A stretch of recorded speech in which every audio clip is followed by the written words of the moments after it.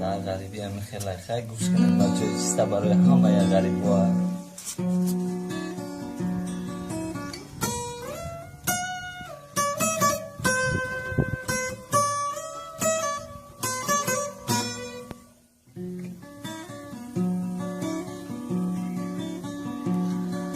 راسیا نروین راسیا شمالا داره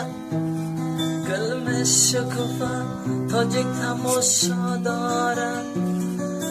رسا ببین باراش سودا داره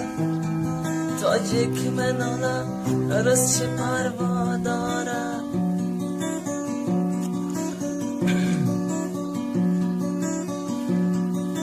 ستاره زرین ما ضرور ماچه دخترات قریب و ما غریب ماچه هرگاه گفتم ماچه بساندی مرا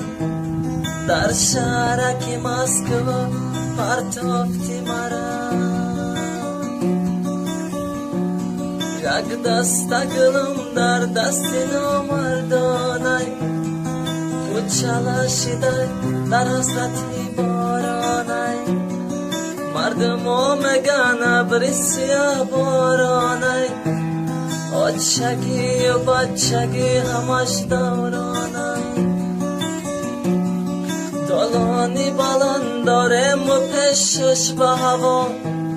یک آچه خوب دارم و دوری به وفا پرنده شوم پرواز کنم سوی هوا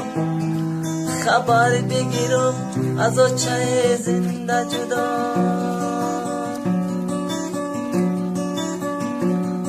آچه تایی که بچه تایی که پاره آچم نسته جگرم صد پاره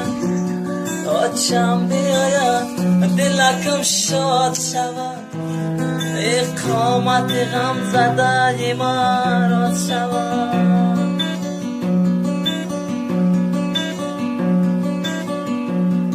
ای تاری هوا باران باریدن گیره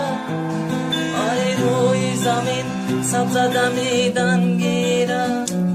هرگاه مرا خماری آچم گیره یگاه کشم سبزه تر درگیره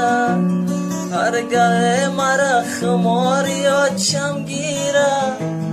یگاه کشم سبزه تر درگیره